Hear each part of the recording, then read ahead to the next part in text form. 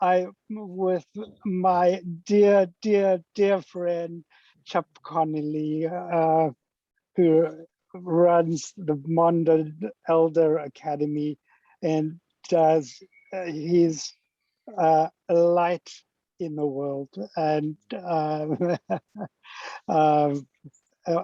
I feel blessed every time I can share your company, Chip. Well, you and I have so much in common. We have so many common interests that Yeah. whenever we try to have a conversation, we realize we need 3 or 4 days. Yeah. So Yeah. how did your call with your doctor just go? I know we're being Yeah. recorded. Was it okay? Was it good? Yeah. I am blessed for their care I'm getting. Um, I my journey has been fascinating, um, uh, and the work that they do on the neuroscience of conscious leadership, um, and leading well from within, it's not lost on me that the very part of my brain that is affected is the most important part of my brain for awakening conscious leadership. And I have tumors in my frontal cortex, and to preserve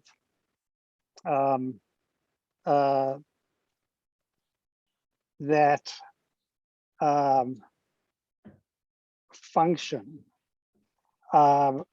has been a fascinating adventure. I'll give you an example. So I had a recent magnetoencephalogram, which is a test to delineate further mapping of my brain. Because I'm left-handed, most matters of comprehension and word content creation. This is in Wernicke's area for word content comprehension, and Broca's area for word content production. In right-handed people, 95% of the time that exists in the left part of the brain, which is where my tumors are. Turns out that on neuropsych testing, I tested 2 standard deviations above for word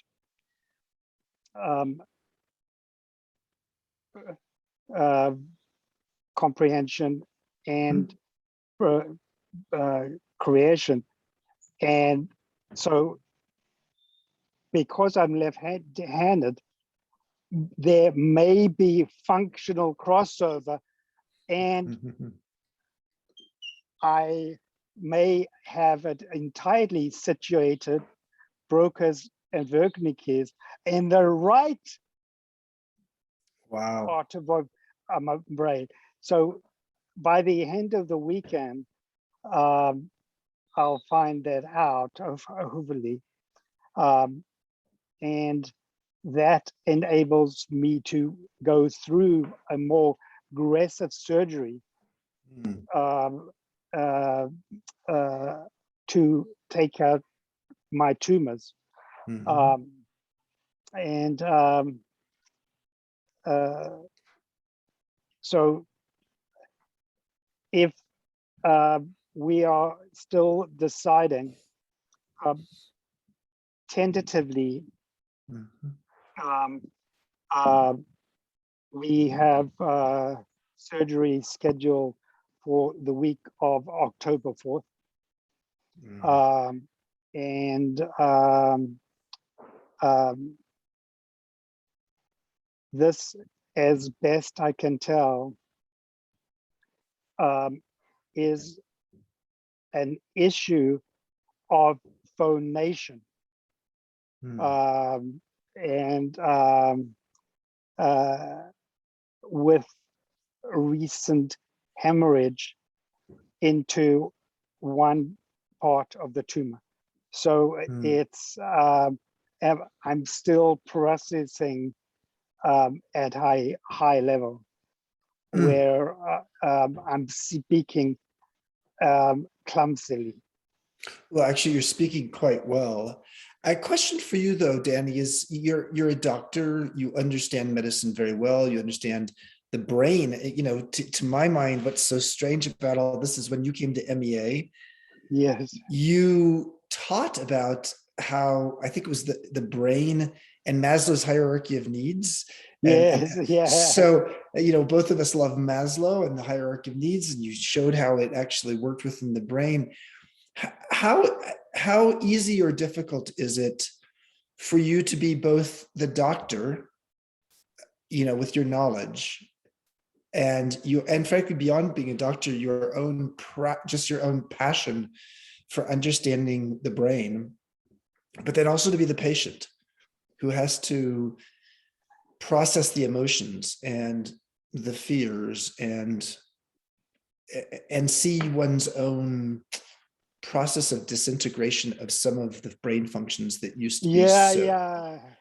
How is that? Yeah. It's a great question, Jim. I so appreciate the question. I When I am at my best, I am have no fear. I have no fear. I feel uh, a lucid. I feel uh, non-attachment.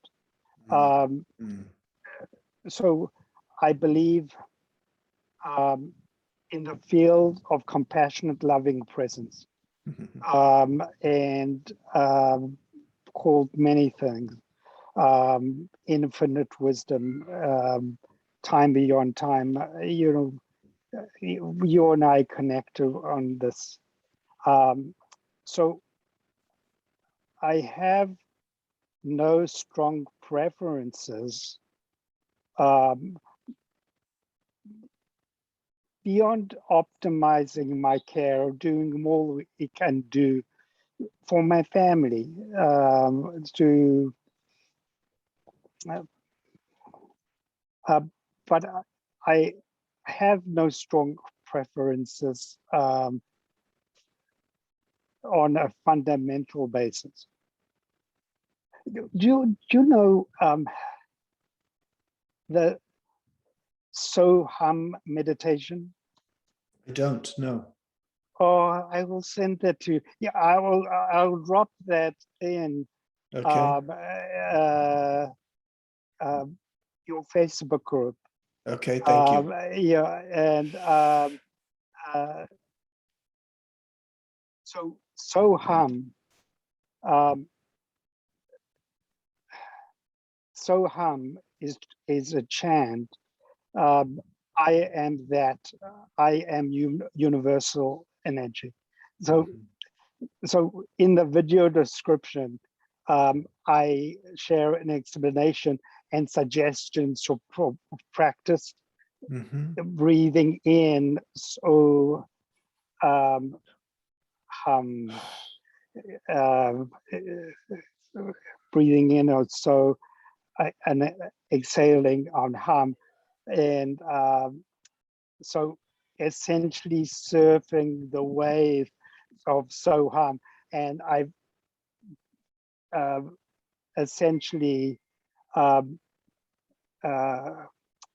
created this see, hear, feel meditation experience by sharing sunflower fields. Mm, And so it's a beautiful immersion mm, that captures the essence of what I'm speaking about. And mm, I know you'll appreciate it. yes, yes, Yeah, yeah, yes. yeah, yeah, yeah. So that's a philosophical, um, well, more than a philosophy. That's in a embodied answer, um, and um, there is still a grieving process for uh, there is still a griever process as things are falling away. Um, um, my sense is, well, I don't know when my last breath will be. Um, um, that I may miss my kids' graduation, my kids' um, weddings and events, and milestone events, and I, uh, Dylan and Zach have asked me to shoot some brief videos that um, share my presence, where I share my presence um, uh, in the event. um, I'm in the connected in a different place. Yes, yes. Well, that would be beautiful. It would be your legacy would live on, and it does live on, but Yeah, especially in your kids' lives, if you could give a video message about what advice you could give when they're getting married. What does it mean? yeah, What does it mean to be a good father? yeah, They yeah, fortunately they have had a great role model that yeah, yeah. Well, yes, yeah, so yeah, much so. And wow. Well, so there's a lot of research out there that shows that when people have a shortened lifespan ahead of them, yeah, it can mean, as long as they are lucid and have some health left, it can mean that their ability to appreciate the moments yes, go up. In yes, essence, happiness grows, yes, yes, or even more contentment grows, because you're not wrapped up thinking about something 5 years from now, and you are momentous. You're focusing on the moments. yes, Does yeah, that make sense, or yeah, is yeah, yeah, yeah, yeah, perfect sense. I am doing uh, what's essential right now. Mm, So I have language around that, skillful language. By skillful means, I try to respond to each message and be a blessing to others. mm, Um, and if I need to say no, and I saying no to a lot of things. I use the phrase, I hope you can have a passion and understanding that I need to preserve my energy right now. And, formally, I don't need to say that much, because people are sensitive to my needs. I feel that when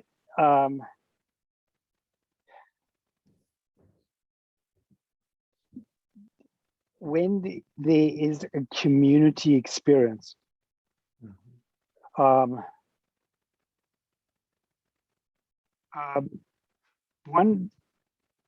person might spark that community experience. In many occasions, that's huge. And yet, when it's ignited, that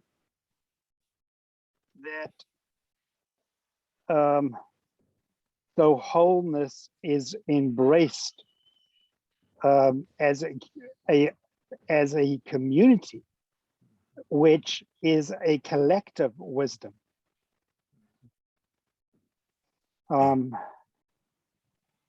Wisdom is, as we say at MEA, wisdom is not taught, it's shared.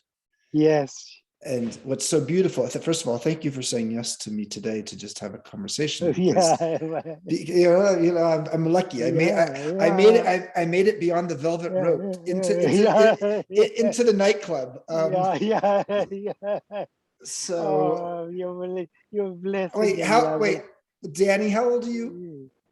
I'm 55 or 56. Yeah. So we're going to call this not Studio 54, but we're going to call this Studio 55 or 56. Yeah. Because what you're doing is you're sharing your wisdom. You're sharing your wisdom, and it's not just with me and with the MEA community, it's with so many others. So I love you, and what else can I do, and what could we do to be supportive? Yeah. Oh, Chip.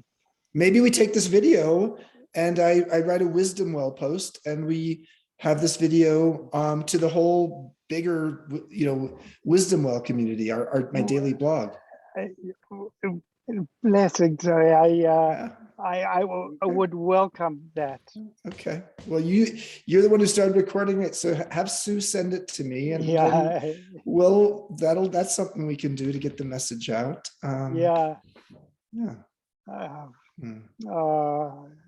what can I do for you? You're doing it right now. You're giving me the opportunity to see courage and resilience and faith and love in the embodiment of a human being who is struggling with, the kind of news that nobody wants to get. And yet your positivity and your optimism, your selflessness, your energy. People your doctor's probably looking at you saying, what the hell? Not only are you still alive, but you're like keeping up a crazy calendar, not as much as you used to. But all I can say is, you're doing it right now. You're giving us, you're giving us the opportunity to see how you're doing. It's a good friend of mine, a woman named Janice Mirikatani. She is Reverend Cecil Williams' wife at Glide Memorial Church in San Francisco. Yes. So I was on the board there for 10 years, and I loved Janice. I loved her. She's passed away recently. She was 80 years old, and Cecil, amazing, is still going at age 91. Yeah. But the thing that I was a little saddened by, and I love Janice, so I'm saying this from the greatest place of wisdom of learning from this and how I will incorporate it in my own life. Janice had cancer, and she stayed close with a small group of people privately, but she really sort of cut herself off from the Glide community and maybe more broadly the general community. Almost no one knew that she was sick, and everybody was surprised by her passing. And there's a part of me that just wishes that I could have spent time with her, or been able to watch a video of her and Cecil having a conversation in the last few days of her life, to just understand, what that experience is like. Because we have prep schools for adulthood. We do not have prep schools for elderhood, other than Modern Elder Academy. And we really don't have prep schools for death, do we? I mean, we sort of have it in some ways with religion, and in some ways with my friend Michael Hebb, who does, created something called Death Over Dinner. So death is starting to get some more attention, but it's also one of those things that we just do our best to have amnesia about, or just to not even consider, and to actually talk to someone who, we don't know when you will breathe your last breath. I don't know when I will either. I'm about to have prostate cancer, my prostate taken out in November, it looks like. So, my cancer has spread a little bit.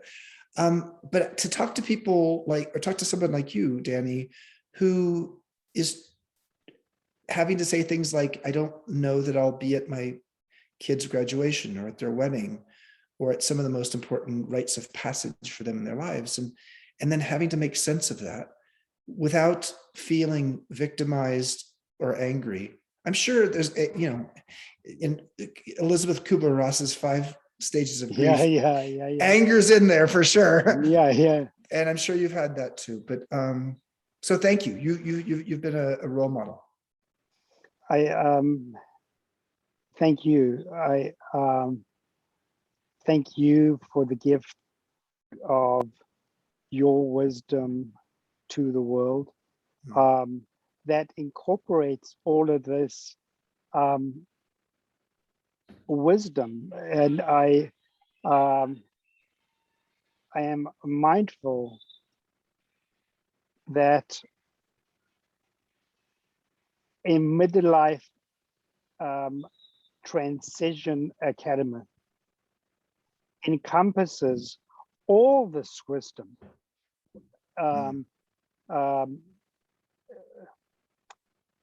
from success to significance, and perhaps the most significant transition point is the meaning we're able to cultivate in the final years of your life, and in our transition unto death itself. It's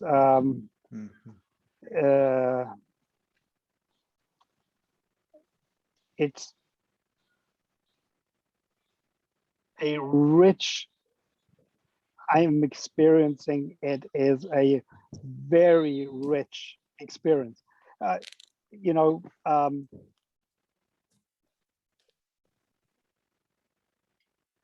So I'll share with you their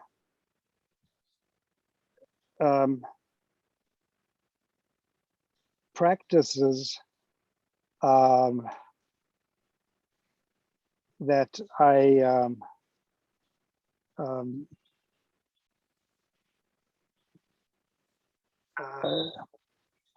have learned from Craig Hamilton,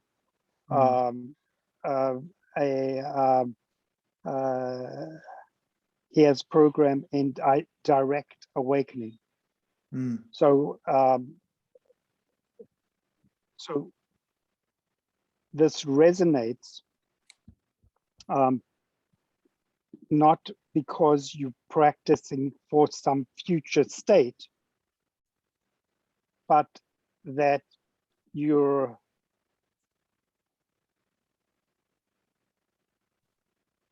releasing to a direct awakening in the moment. Mm, mm, Um, and the practices are no preference and awareness, or awareness itself. There are mm, many great ways in. So there, I'm mindful of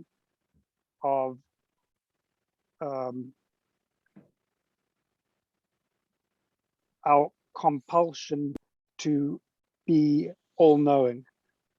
So wisdom comes from innocence and tapping into the deeper feel of collective wisdom. To be a conduit. Yes, To be a yes, conduit. yes, yes. Instead of can do it. yes. You and I Yeah. spent our lives Yeah. with our can do it attitude. Yeah, We yeah, can do it. And yes. now we move into the conduit part of our lives. Yeah, but you have a masterful gift for words. Thank you.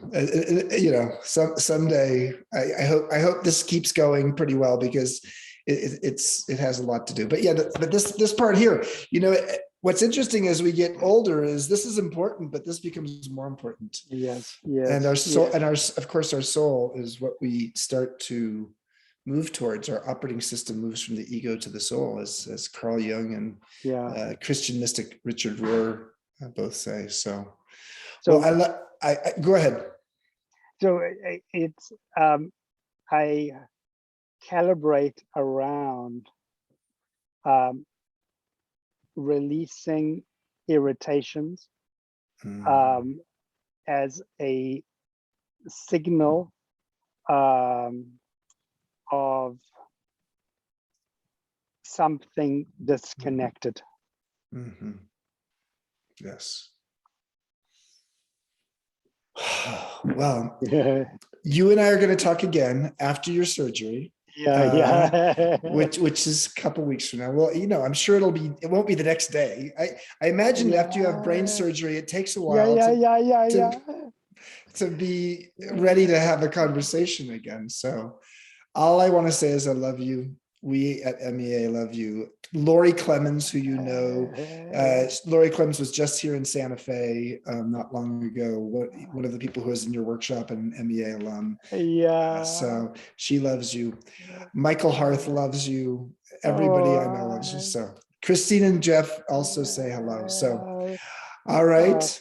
Mwah. Blessings. Yes. Blessings. And Shabbat Shalom. All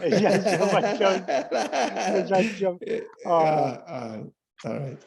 I'll see you later. All right. Bye-bye. Please give Sue my best. All right. Blessings. I will do.